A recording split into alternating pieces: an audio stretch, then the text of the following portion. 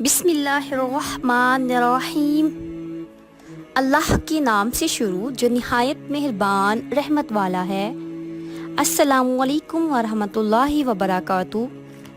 حضرت ابو ایوب انصاری رضی اللہ تعالیٰ عنہ بیان کرتے ہیں، ایک مرتبہ سفر کے دوران ایک دیہاتی نبی اکرم صلی اللہ علیہ وآلہ وسلم کے سامنے آیا اور آپ صلی اللہ علیہ وآلہ وسلم کی اونٹنی کی لگام پکڑ کر کہنے لگا، اے اللہ تعالیٰ کے رسول صلی اللہ علیہ وآلہ وسلم، مجھے ایسے عمل کے بارے میں بتائیں جو مجھے جنت کے قریب کر دے اور جہنم سے دور کر دے۔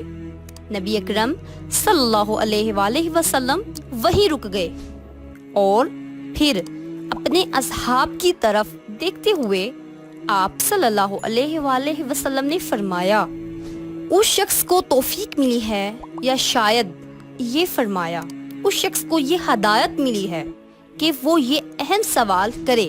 پھر آپ صلی اللہ علیہ وآلہ وسلم نے اس شخص کی طرف متوجہ ہو کر فرمایا، تم نے کیا پوچھا تھا؟ اس نے اپنا سوال دہرایا تو نبی اکرم صلی اللہ علیہ وآلہ وسلم نے ارشاد فرمایا، تم اللہ کی عبادت اس طرح کرو کہ کسی کو اس کا شریک نہ سمجھو، نماز ادا کرو، صلہ رحمی کرو، یہ اعمال تمہیں جنت کے قریب اور جہنم سے دور کر دیں گے۔ اب اونٹنی کی لگام چھوڑ دو۔